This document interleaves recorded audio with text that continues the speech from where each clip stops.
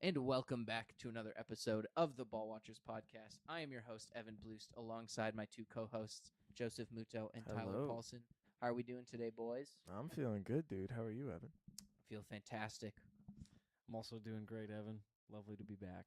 Yeah, we missed you last week. Unfortunate circumstances, We did. but we're back and exciting for us. We've got our fantasy football draft at the end of the week. We'll be competing head to head for the next, I don't know, what is it, 17 weeks or something like that. It'll I be think so. fierce competition between us, I'm sure. Joseph, you're already talking a ton of smack in the group chat. I love it. I feel like that's the one thing we haven't incorporated very well is trash talk into our league. I feel like it's usually pretty tame. I think it's mostly between league mates, like personally, instead Yeah. of in the group I chat. know. We need to 'Cause put I it in the know group chat. Whenever I'm playing Parker, I wake up at 7 a.m. on a Sunday morning and I got 40 texts from the man. Well, I think Parker has just created an enemy with every single person in our league pretty much. Joseph, I know, is definitely Parker's biggest rival at this point, I think. And then I don't know. I think Parker definitely talks the most trash, which I love. I want that. I think we need to put it in the group chat though. Don't I mean obviously you're gonna send some side messages, but we Yeah. gotta put some trash in the main group chat so everyone can enjoy it. Yeah, I'll try as much as I can to Exactly. put some trash talk in, and we should put our teams, like us three, into the show next week. See who has the best team Mhm. according to the viewers. True. That would be pretty cool. I like it. Make a poll or something. We'll do that. We can toss that in at the end of the episode here.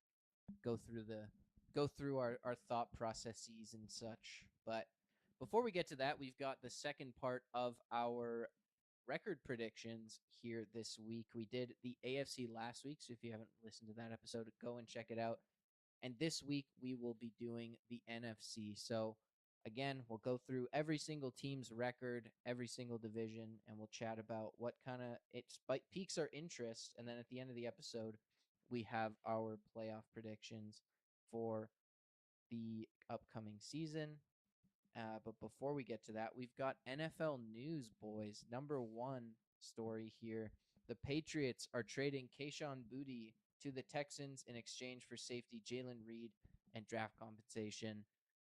This is a necessary move for the Texans, who lost Jaden Higgins to an ACL tear earlier in the week or late last week, and they replace him with Kayshon Boutte. And I really like this move for the Texans. I think they gave up something that was already a strength from their secondary, a piece of their secondary. This was only a fifth-round pick as well, and undisclosed draft picks, but I've got to assume they're pretty late in the 5th to 7th round range is what I would imagine. For a guy in Kayshon Boutte who wasn't a like alpha wide receiver one or anything like that, was a very solid role player for the Patriots last season, and that is exactly what the Texans need after losing Jaden Higgins. Yeah, this is a beautiful trade for both teams. I think specifically for the Texans, Kayshon Boutte fits what they want to do really well. And you come from last year in New England where Drake May was sort of kind of dumping the football off a lot to Stephon Diggs, really wanted to establish a run game, work the intermediate stuff, and Kayshon Boutte was more so of their deep threat. But I feel like now going to Houston, that's exactly what they need, is a deep threat.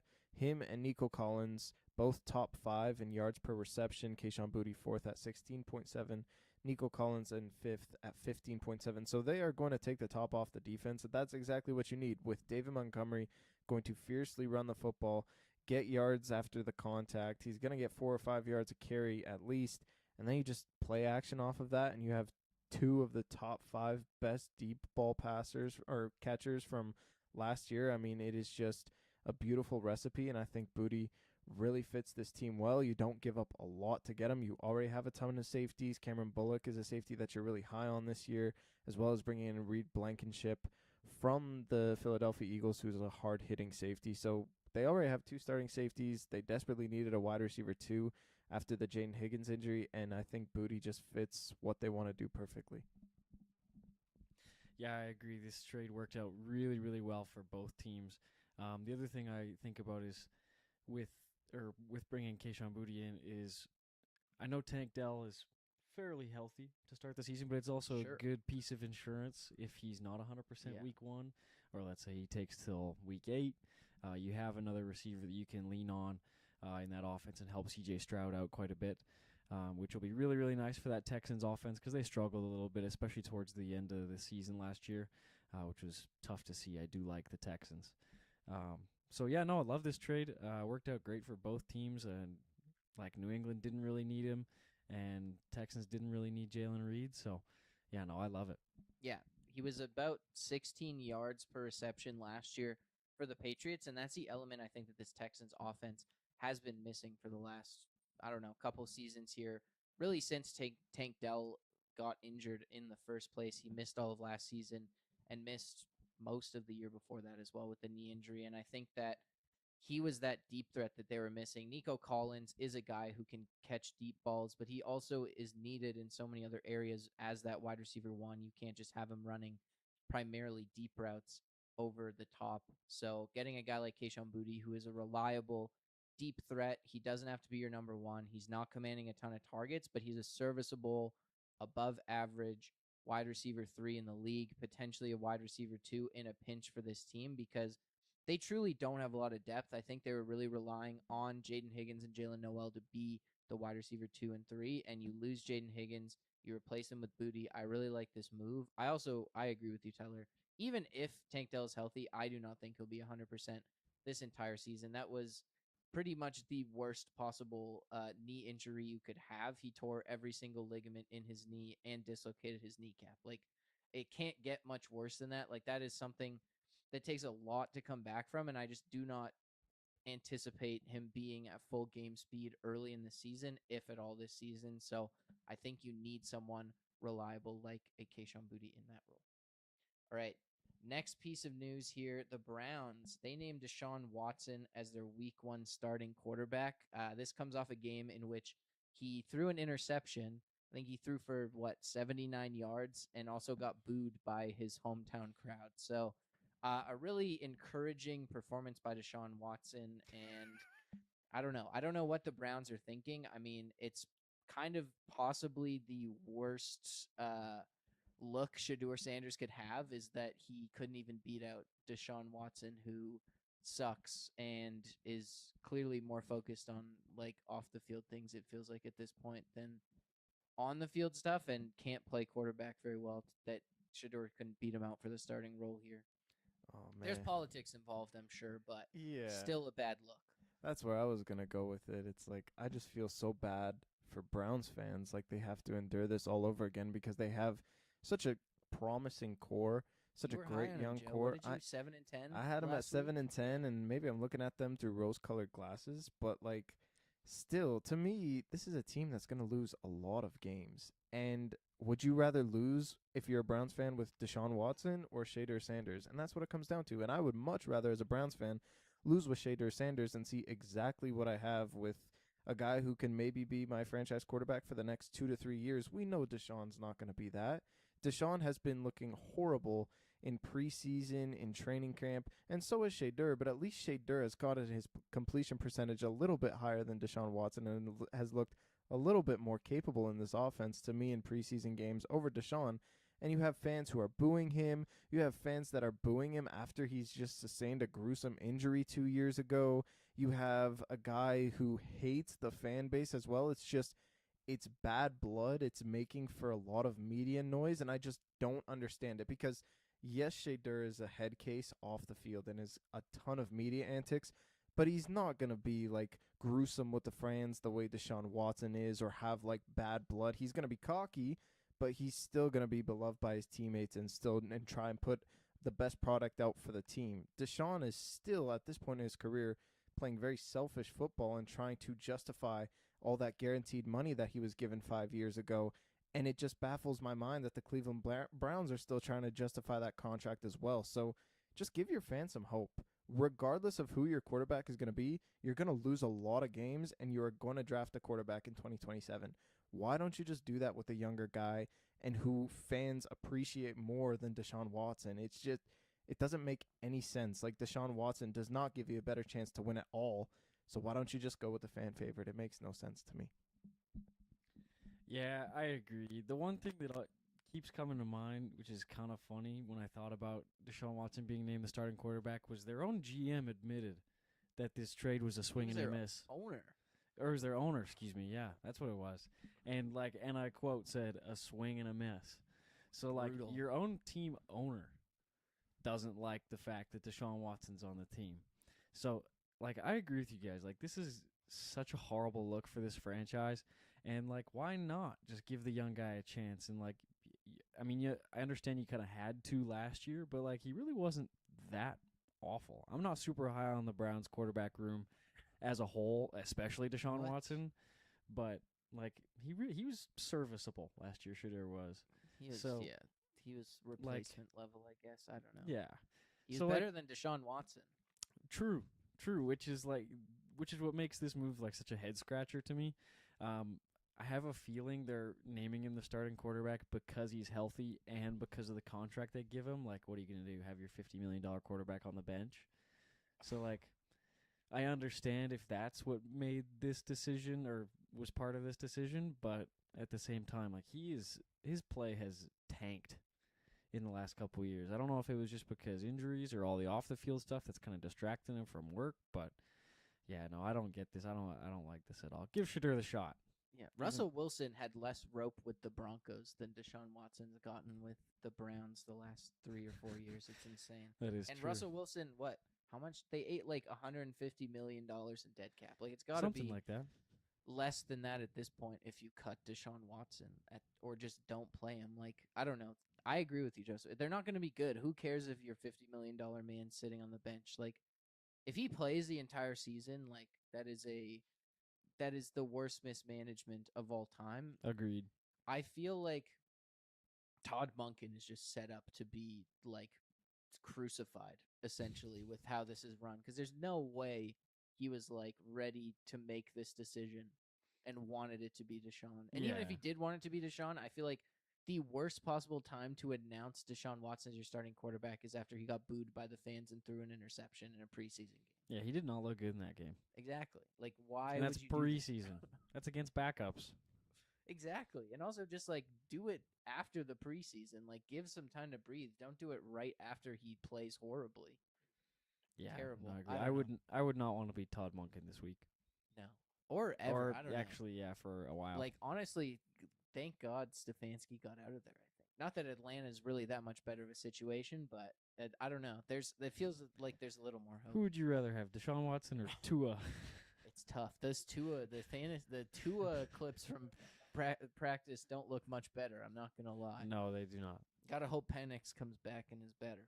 I believe in him. Maybe they'll start that third stringer who's been doing good in the preseason. Maybe. I don't even know his name. Even though Tua's already been announced as the starter. God, that's rough. Michael Penix is getting in there sooner than later, I think. I hope so. All right. Last story here. Vita Vea signs a 1-year extension with the Buccaneers for up to $30 million. I kind of think we all saw this coming. It didn't seem like a trade was really in the works. There was a lot of false smoke here, I think, and Vita Vea gets the extension that he wanted. My only thought here is really that he probably is going to be a free agent after that contract is over and play for a new team. Yeah, I agree. I also kind of sense that the requesting a trade was probably just leverage in the contract negotiation. Just obviously a threat to leave kind of speaks to the GM and the owner because nobody wants that. But I like this deal. Vita Vea is an elite defensive tackle. There's not too much you have to say about it. He's still really good, even though he's in his mid-30s now, I believe. So worth it for the 1 year. I think it's actually smart for them not to sign him to a long-term deal just because of his age.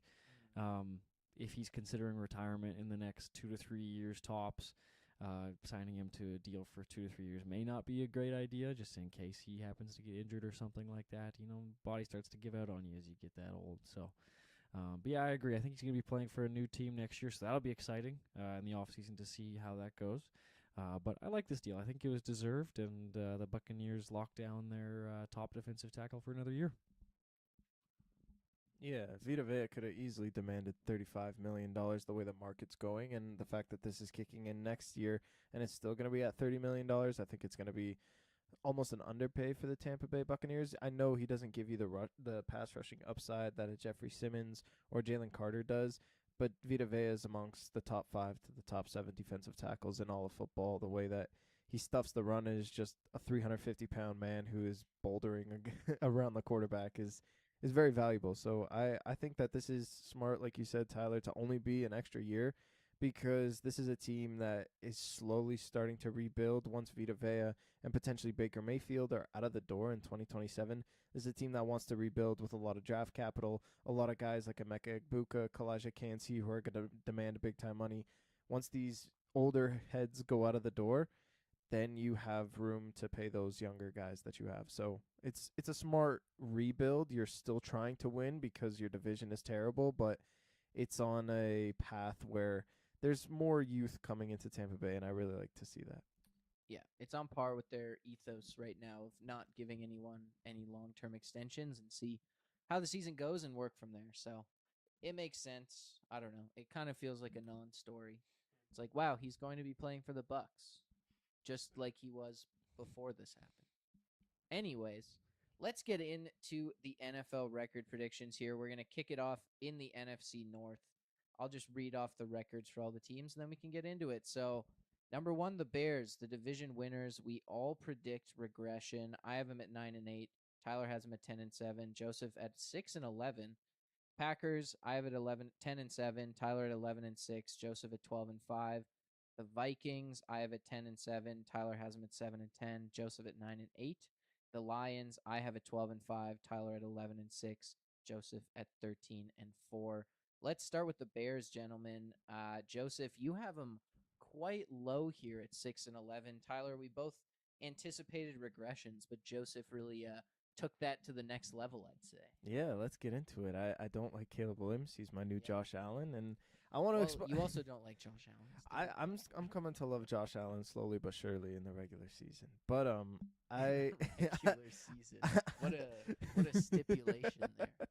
But I just see so many correlations from the Bears to the Jaguars, and I had the Jaguars at a 7-10 record. I have the Bears at a very similar record, and I don't care that both of these teams won the division. Their defenses are absolutely terrible. The Bears' defense was very, very bad last year, and to me, it got worse. You lost some pieces. You only bring in Dylan Thiedemann. Yes, you bring in Kobe Bryant, but those are safeties. Kobe Bryant's slated to miss like half the season. That's right. I forgot about that. Thank you for reminding me. Welcome. But like, there's no one on that defensive line. So I don't care how good your secondary is. If you're not having pass rush, these secondary guys have to cover these wide receivers for 5 seconds, and that's nearly impossible for any secondary. I don't care how good they are. So they have no pass rush. They have no middle linebackers. They barely have healthy corners. They lost Jaquan Brisker as well in the offseason. So, like, you got worse defensively. And I don't care how good Ben Johnson is at running the football. They are going to have to get into shootouts with teams because their defense is so bad. And I just do not trust Caleb Williams. Yes, he can show you flashes, and he can make some very cute plays. And it's like, wow, throws on the run for 50 yards. He has the talent, but I just need to see the accuracy. I need to see the progressions through his reads. I need to see him be a high IQ quarterback. And I just don't think we've seen that over the last 2 years, and I don't expect that to change in year 3. So I have them at a 6-11 record because that defense is so brutally bad, and I think they're tremendous at running the football, but I don't think they'll be presented with those opportunities to run the ball just because they're going to be down in a lot of these football games, and it's going to be on the shoulders of Caleb. And when that happens, I think those incompletions and that low incompletion percentage is going to turn into a lot of turnovers, a lot of holding the football in the pocket more than he should, a lot of fumbles, a lot of interceptions that are going to go by the wayside. It just looks like a bad look for the Bears, and I think that they are a regression candidate because of it. I agree with the regression candidate part of it. Joseph, I can't believe you don't trust the Iceman in the clutch. Come on now. I know. He is the one time of the game where he actually played well was in the clutch. No, for me, I think it's the same thing. I think the defense is going to be pretty bad. There wasn't really any improvements made on that side of the ball, and their defensive line is a huge concern for me. I think they're going to be an absolute cheese grater in the run game. They're going to have a lot of holes, and then in the pass game, even if they do make some plays, same deal as the Jaguar. They were so reliant on turnovers last season, and I do not feel that is sustainable. I think they were the only team that was more reliant on turnovers than the Jaguars last season, or they were just behind the Jaguars. So I don't trust it. They also lost Kevin Byard, who led their team in turnovers. You lose Jaquan Brisker. I don't like it. So I am very down on the defense. I just trust Ben Johnson. I am a Ben Johnson disciple. I love what he does, and I think that offense is going to be good enough that it's going to win them a ton of games. It's going to be a slog for a lot of the season. They do have a really tough schedule, but I just think that Ben Johnson's offense allows them to even the playing field against these good defenses that they're going to have to go up against this season. They have a bit more juice in the division. They've shown that they can beat teams within their own division under Ben Johnson. I think that run game's going to be better. I think the pass game's going to be better this season. It's just that they're very much going to be stymied by how bad that defense is going to be, which leads me to a 9-8 record. Just barely winning, but definitely not as good as they were last year. Yeah, it seems that we all have a very similar thought process. Joseph just hates Caleb Williams. Yeah, I guess so. I don't know. I'm like not the biggest Caleb Williams fan in the world, but I don't have anything against them. Yeah, I had them at 10-7 because I think that like their defense, I feel like when they play some of those weaker teams, will be good enough to win the game, and they might lose a couple heartbreakers here and there against some better teams. But I think I agree with you, Evan, that their offense is good enough that they might be able to squeak some out when they're in the clutch. Exactly. And, the Iceman cometh. And yeah, I really have faith in Ben Johnson, that run game. So that's why I have them at 10-7. That's all I can really add because it sounds like we all kind of were thinking the same thing. It's just the Caleb Williams of it all, I guess, is where it really boils down to here.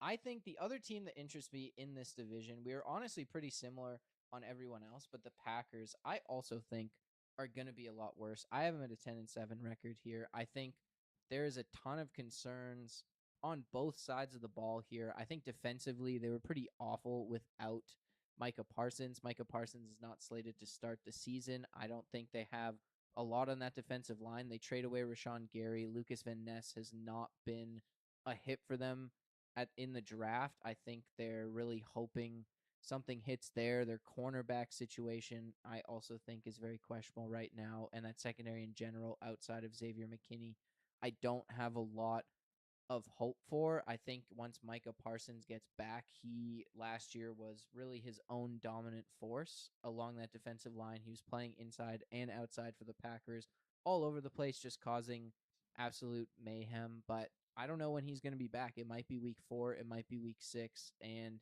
if they get off to a slow start, they're in the toughest division, or one of the toughest divisions in football.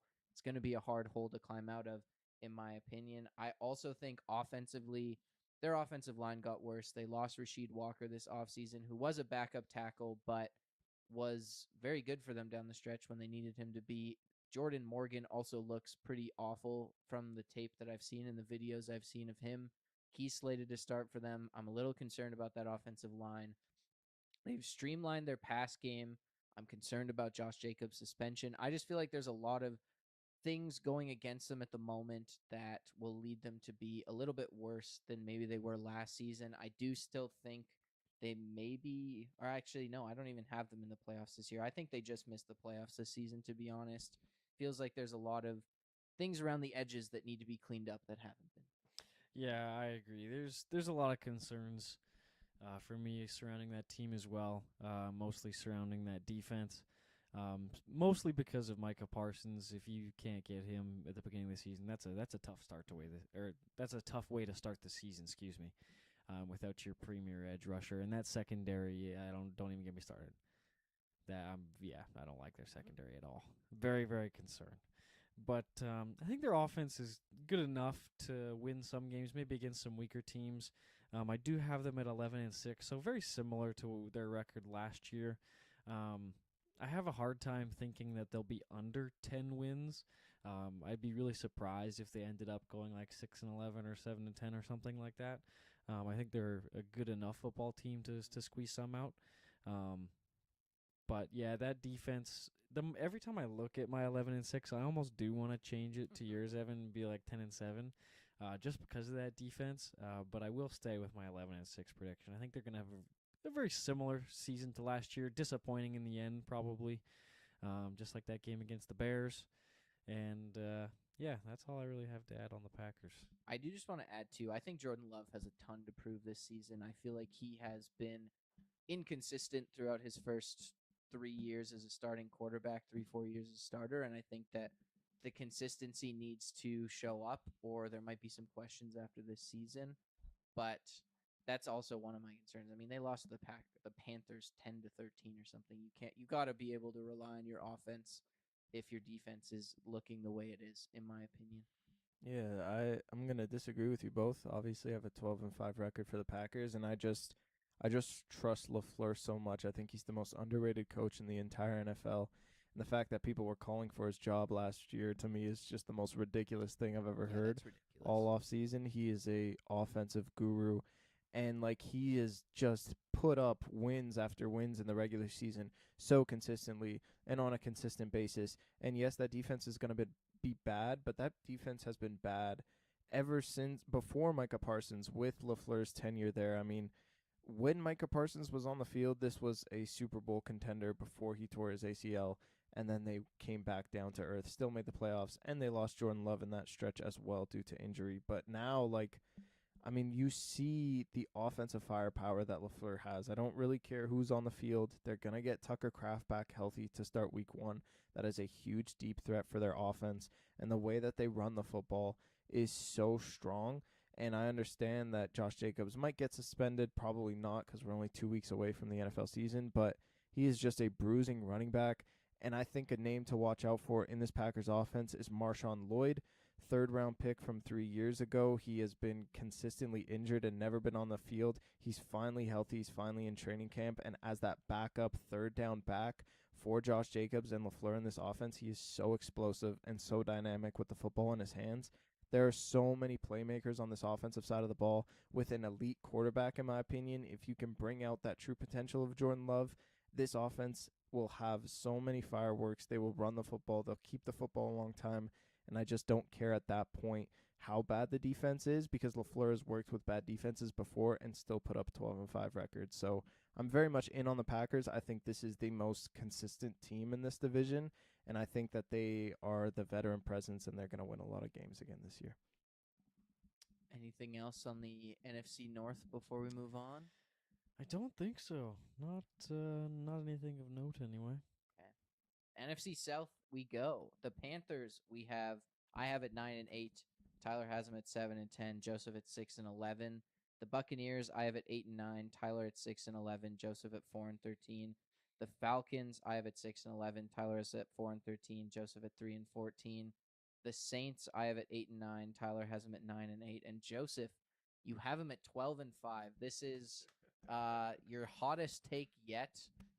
This is the Colts of last year, which, to your credit, started off well until Daniel Jones got injured. They were like 8-1 or something, and then didn't win another game after that. But the Saints at 12-5 is a bold prediction, Joseph. I'm ready. I am all in. I love this team from top to bottom.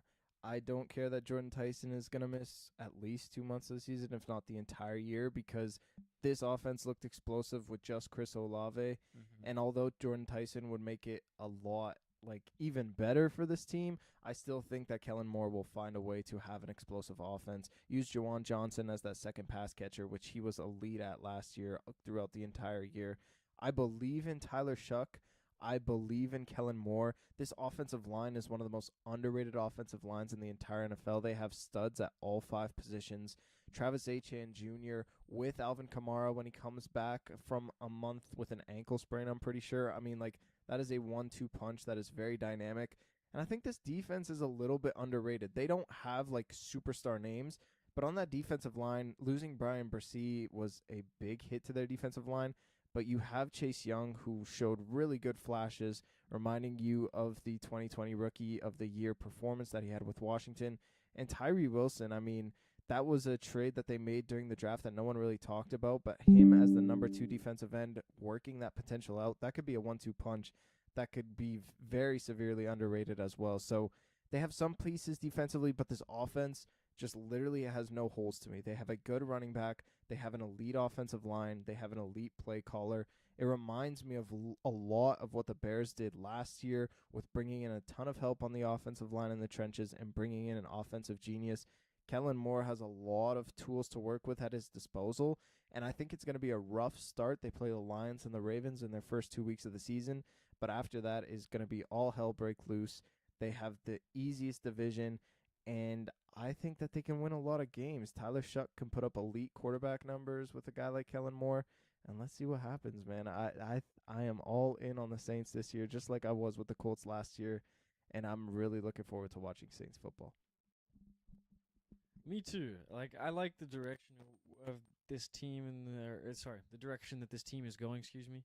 I'm not as high on their defense as I think Joseph is, which is fair. I do think they are a little bit underrated. I'm not at the point of trusting them yet. A lot of their secondary I have some questions about, but their defensive line is pretty good. I agree with you, Joseph, that Tyree Wilson trade is very underrated. That's a good move for them. And it'll be a good reset for Wilson because he was on the Raiders, right? Because he was there, like the 5th overall pick a few years ago, or something, 7th or something like that, I believe. So I think that'll be a good change of scenery for him. Be on a little bit of a better team. Might instill some more confidence in the young man, and I think the only reason I have them at 9-8 is because I'm not super high on that defense. I think they might drop a couple heartbreakers late in the season, and those first 2 games especially, I think are going to be really tough for the Saints. But their offense I have high hopes for their offense. I think they are going to be a top unit, but I just don't know if it's going to be quite enough. I believe I have them in the playoffs. I do. I do think they're going to be a playoff team. I was going to say, but I didn't want to be wrong. I think another year in Kellen Moore's system, Tyler Shuck is just going to flourish. But I don't really trust the defense down the line, so that's why I have them at 9-8. I'm around the same. I have them at 8-9 here. I think they're going to be better than they were last season. They're on the rise, but they are just not at that 12-5 moniker yet. And part of that is they just don't have star power. Like, you need to have star power to get into that upper echelon, and they just do not have that across their roster at this point. I think ETN can get there. He had a really solid season. Not there yet. Chris Olave, another guy who had a really, really good year last year, but has not had the consistency to elevate himself into that tier. And then defensively, I don't think there's a guy you can name on that defense who has star potential. They have a lot of potential as a unit, and I really think, or just as a team, I really think they're moving in the right direction, but they're still in that middling level of teams. And while their division is terrible, they are not better enough than the rest of their division that I don't think there's the chance they drop games within their division. I think it's just going to be a bunch of very middling teams in the NFC South taking games off each other, ruining each other's records as it is every single year. The defense is definitely my biggest concern. I don't think the defensive line is there. Chase Young was solid last year, but he did not have the production of a number 1 pass rusher. Cameron Jordan's like 37. Tyree Wilson is intriguing as a player, but was terrible on the Raiders. In the secondary, Kool-Aid McKinstry was solid. You lose Alontae Taylor. Tyrann Mathieu retires. Brian Bressee's out with an injury. I think there's a lot. You lose Demario Davis. There's a ton of holes across this defense especially, and I think offensively there still is. I think Jawan Johnson took a step backwards last year. They traded Rashid Shaheed at the deadline. They were solid after that. I think the offensive line and run game will be really solid, but I really do have concerns about where that ball is going when Jordan Tyson's not on the field and they don't throw it to Chris Olave. I don't like their depth at receiver. I think they're going to be a better team. I trust Kellen Moore to make this offense competent for the most part, but I just can't see them hitting that stride of 12-5 at this point. I think they're going to be better than they were last year, but just not quite at that 12-5 playoff, even contender level that 12-5 suggests. Have faith, boys. It's a bold prediction, though. I love it. I can't, man. I never have faith when it comes to football. I feel like I am always a realist, unfortunately for myself. It takes away from my fandom, I think, at times. But the other team I'm surprised with here, boys, is the Buccaneers. You were both Tyler. You have them at 6-11. Joseph, you have them at 4-13. I have the Buccaneers at the same as the Saints at 8-9. But that is quite the drop off. Obviously, the Bucks ended the season on a terrible note, but I'm surprised you are that low on these guys. I'm kind of surprised too, but like looking back on it, it just makes sense in my head because you have a quarterback that doesn't want to play for the franchise and Baker Mayfield. And I mean, in the offseason, you pissed Baker Mayfield off. You didn't give him the 3 years that he wanted. You gave him a 2-year extension offer, and he just didn't take it. And now he's going to test free agency. And although he's going to put up phenomenal numbers for you, and he's a great fantasy option as your backup quarterback, it doesn't translate to winning to me, and there's a lot of holes on this team. Yes, the defense is going to be improved, and I have a man crush on Ruben Bain. He's my defensive rookie of the year, but I was born in it. yeah, exactly. But I still don't trust Todd Bowles. I think there's bad blood with the front office and the head coaching, Todd Bowles, and offensively, there's a lot of holes on this team that I don't think a lot of people are anticipating. Bucky Irving splitting the carries with Kenny Gainwell 50-50 coming back from that injury. I don't think he's going to be that explosive. And I am the biggest Emeka Egbuka fan here, I think, but that turf toe is going to be so hard to overcome. It's not just something that goes away. It's an injury that can derail an entire season. We've seen it with T. Higgins and other wide receivers in the past. It is going to be an injury that is going to haunt him and not make him as productive as I think we want him to be. And then outside of that, it's just going to be Chris Godwin, who's like 30 and just catching the underneath stuff. Like it's very underwhelming to me. I think this is a team that has a lot of potential and can get to that 8-9 record that they've shown before. It's just like I'm not really inspired by it. There's no fire in this team. There's not like one guy that's going to take on a leadership role because their main leader in Baker doesn't even want to be there. So I think that's just going to be all bad for morale, and it's going to show that in their record. Yeah, I agree, Joe. Like, starting off the season by pissing off your starting quarterback is not a great look, to the point where he's like making comments about it to the media. And I know like Baker does well when he's mad, but that's usually when he's mad at other people, not his own team. So I think there could be some frustration that builds up, and I agree that the front office and head coaching relationship is kind of messy at this point, which I don't love for the team. I think their offense is going to be okay at best. That wide receiver room, obviously, I know Mike Evans is a little bit older, but losing him is a big hit to that offense. Even in his elder age, he was still good at catching some of those goal line fades and stretching the field. He's still fairly explosive for a 30-year-old receiver. So losing him, I think, is a big hit. And then Chris Godwin, I think, is permanently not 100% in his return to play quality after that really, really bad ankle injury he had, 2 years ago now? And noticed it last year. Just didn't seem quite as quick or explosive as he once was. And that wide receiver room as a whole is just okay. And you're right, Joe, that those turf toe injuries just linger. And it's tough because those are the ligaments in your toes, I believe. That's what that injury is. So there's no other body part that you use more other than your feet. So that one's going to stick around. I feel bad for that guy. And that defense, I do think, is going to be improved also. I'm actually really excited to see what that defense is going to do. I think they very well could surpass my record prediction at 6-11, be a little bit better than that. But as I was going through their schedule, there was just some games I was looking at that I didn't really trust them to win. I could very easily see them dropping some of those, especially some divisional games. I think, despite another team's record, a divisional game is always the harder game than any other game on your regular schedule. So I could see them dropping a couple of those. I just don't see the difference between them and the Saints, really. Like, in terms of roster construction, obviously they're not identical, but in terms of the overall team, they feel so similar to me. Like, they're both the only difference between the Saints and the Bucks, and the Saints are young, and you anticipate those players improving, whereas the Bucks are more old, and you anticipate more of those guys falling off the edge of the cliff. But going into this season specifically, I don't see much of a difference between the I have them at the same record, and I just think that offensively, you have a team that could be explosive. You have wide receivers with potential like Emeka Egbuka. You have way more depth at wide receiver in Tampa Bay with Jaquan McMillan and or Yeah, Jalen McMillan. Jalen McMillan and Chris Godwin there.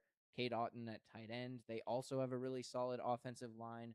Baker Mayfield's a much more proven commodity at quarterback.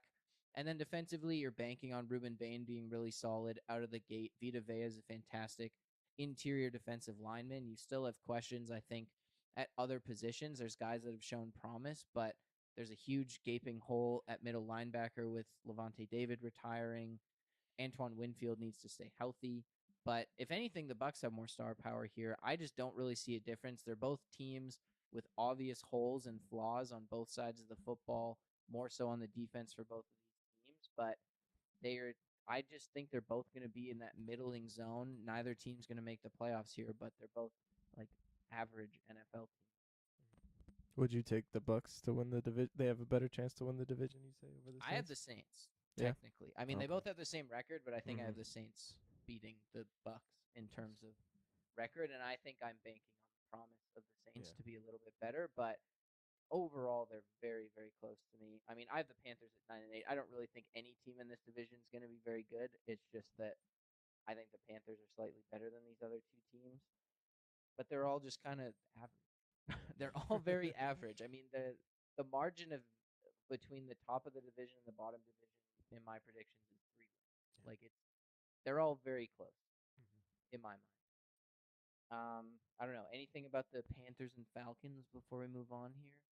No, no. I think Michael Penix is the luckiest man in the NFL right now. He played awful last year. He hasn't played any training camp, any practice. He's finally getting to 11 on 11, and he's just making Tua look Yep. so bad out there, and he's probably going to get the starting job. Not week 1. He's not even making Tua but look yeah. bad. So he's a lucky duck for sure. Yeah, exactly. He's just doing nothing, Yeah. and his stock is increasing slowly. Like it's pretty impressive. Yeah, I don't know. I think the Panthers, they're an interesting team, but I don't know. I feel like I just have them winning the division because they won it last year, but I think they made some improvements on defense there. They seem pretty chalked, though. I think there's a lot of the same questions we had about them last year, we have about them this year. Yeah. Let's do something about it. Shit or get off the pot, I think, is where the Panthers are at. Yeah. All right, the NFC East, the Eagles, I have at 11-6, Tyler at 10-7, Joseph at 11-6. The Cowboys, I have at 10-7, Tyler at 9-8, Joseph at 11-6. The Commanders, I have at 5-12, Tyler has them at 5-12, Joseph at 4-13, and the Giants, Tyler, you have them at 7-10, I have them at 6-11, and Joseph, you have them at 4-13. So we're all pretty much in lockstep here with the NFC East. Even the Eagles, who we have at we have overall with the highest record or highest win total, I guess I should say, still only with 11 wins. Yeah, it's just Jalen Hurts left a very bad taste in our mouths, and that's probably why we only have them at an 11-6 record.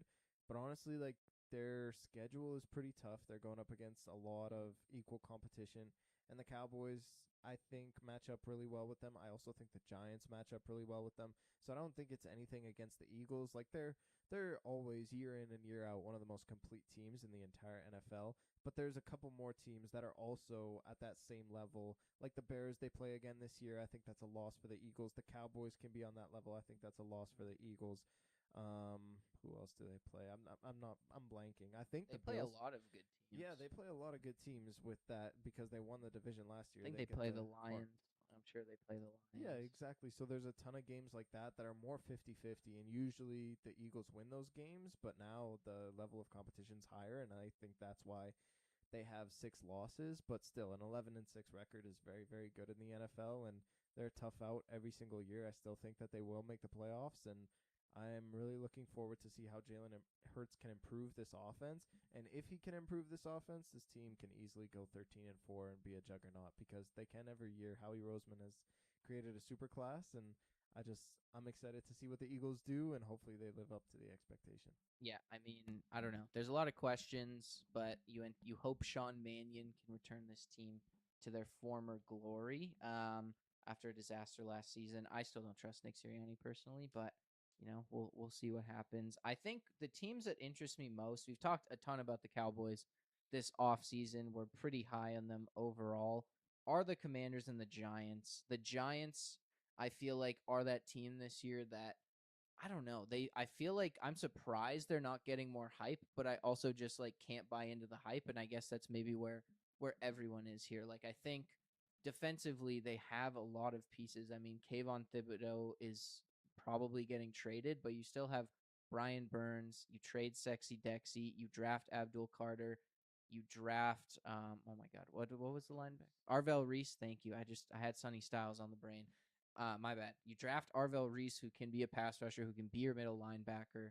Paulson Adebo has promise. Drew uh, Hill, I think, has promise. They have guys in the secondary. They have guys really across the defense with promise. You bring in John Harbaugh, who feels like a stabilizing force and a good head coach. And then offensively, I mean, I personally really do not believe in Cam Scatterbo and Jackson Dart. I think Cam Scatterbo is not going to be the bell cow back that people think he is. And also his risk of injury, I think, is incredibly high. Same with Jackson Dart. I do not think he is a high level passer. And I think that he is going to take some pretty gnarly hits again this season. Malik Neighbors, I feel like I have a lot of faith in, but they still lack real depth in that wide receiver room for the most part. And then offensive line is still a big question mark. So I think there's still a team with a lot of big question marks, but I'm surprised they haven't been getting more hype just because you bring in John Harbaugh and it feels like a pretty similar team to last year that was getting a lot of hype. Yeah, I believe John Harbaugh will do a good job with this team. I just don't think it's going to come exactly this year. I think having a new head coach, and obviously losing Brian Daboll, you're introducing a new offense. I think there's going to be some bumps in the road, which is why I have them at 7-10. I think they're good enough to win some games, especially a couple division games here and there, particularly against the Cowboys and Commanders. I do believe I had the Eagles sweeping them this year. I do definitely trust that defense a lot more than I trust that offense. And you make a good point, Evan, by pointing out Cam Scatterbo, and Jackson Dart.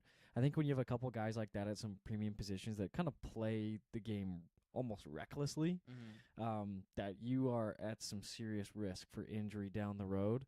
And I kind of factor that into my record prediction. I think if even one of those guys goes down for 3 or 4 weeks, that's a big hit to your team. And you could very easily drop some games in that stretch, which would, that would not surprise me if one of those guys got hurt this year. But, I think the defense is actually going to be pretty good. I'm really excited to see Arvell Reese this year.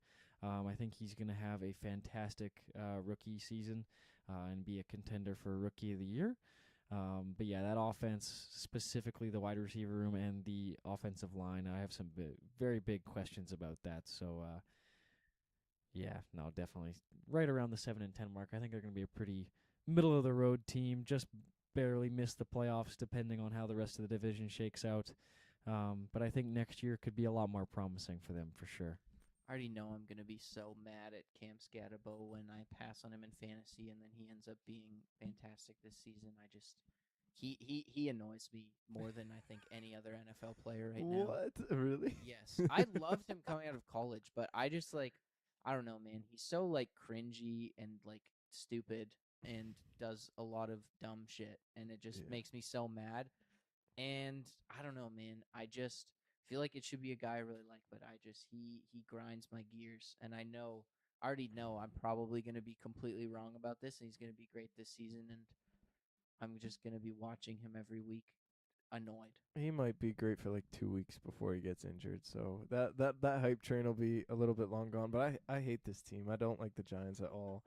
I don't think they have any potential, unfortunately. And it's just this defense, they had all those pieces except Arvell Reese last year, and they were an absolute disaster. And Arvell Reese is a great player, but he's gonna play middle linebacker where he was at Ohio State, and he was wanting to play, and he played more defensive end because he was knowing that NFL scouts were looking at him as a defensive end, and Sonny Styles was their number one will linebacker, and now all of a sudden he has to play linebacker again, which is his it's like flip-flop. I don't know where he's going to be on the field. I don't think he's going to make that much of an impact. And then offensively, and John Harbaugh also had bad defenses in Baltimore. We saw that last year. Once Very Mike true. McDonald left, John Harbaugh's defense in Baltimore was absolutely horrific when he took over the play calling duties. And then offensively, you bring in Matt Nagy to be your mentor to your young quarterback. But don't worry, we brought in Greg Roman too. Come on, man. Remember when they had Cliff Kingsbury, who was their offensive coordinator for 2 days, and it's no, fake news. We're gonna go with Matt Nagy instead. It's absolutely brutal. There's no creativity with this offense. Their wide receiver one is gonna be hobbling around on one foot. It stinks in New York, and I don't see any of the potential at all. And I think John Harbaugh wants to win now because he's so old, but this team is light years away from that, and I think it's just gonna blow up in their face again. I don't know, man. Matt Nagy made Mahomes. Oh my god! Come on, Joseph. Mahomes would be nothing without Matt Nagy. I kid. Okay. I don't know. The Commanders are also another one where I don't know. They just kind of suck. They're so old. The lack of talent at so many positions feels like it is rearing its ugly head, and Jaden Daniels feels like he is on an island by himself. The Laramie Tunsil injury also just adds more gas to the fire, and I feel pretty terrible about this team overall. Yeah, I'm really not high on the Commanders. I don't have too much to say about them other than that I hate Marshawn Lattimore with every bone in my body.